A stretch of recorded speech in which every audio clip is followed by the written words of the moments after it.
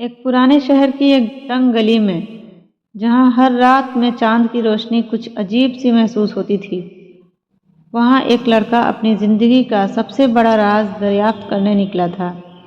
اس راز کے بارے میں ایک پرانی کتاب میں کچھ لکھا تھا، جو اس نے اپنی زندگی کا حصہ بنا لیا تھا، لیکن اس کتاب کے ہر لفظ نے اسے ایک ایسی راہ پر لے جانا شروع کر دیا جہاں اس کی زندگی کبھی بھی واپس نارمل نہیں ہو سکتی تھی۔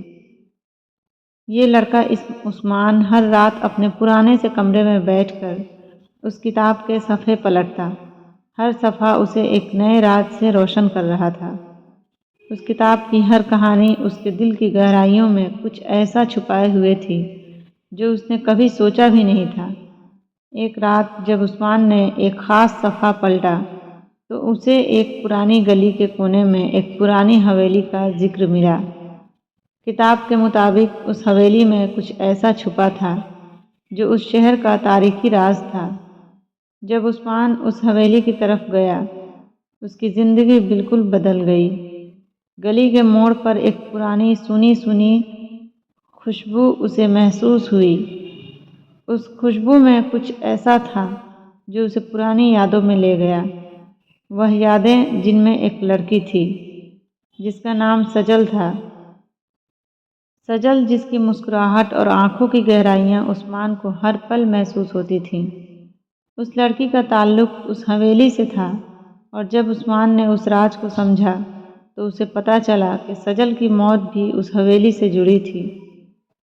جب عثمان نے حویلی کے اندر کی تصویریں دیکھیں تو اسے اپنی آنکھوں پر یقین نہیں آیا۔ سجل کی تصویر بالکل اس جیسی تھی جو اس کے خوابوں میں اکثر آتی تھی۔ یہ تصویر کوئی عام تصویر نہیں تھی، بلکہ ایک پرانی تصویر تھی جو ایک پرانی کہانی کا حصہ تھی۔ اس تصویر میں سجل کی مسکراہٹ کے پیچھے ایک گہرا راز چھپا تھا۔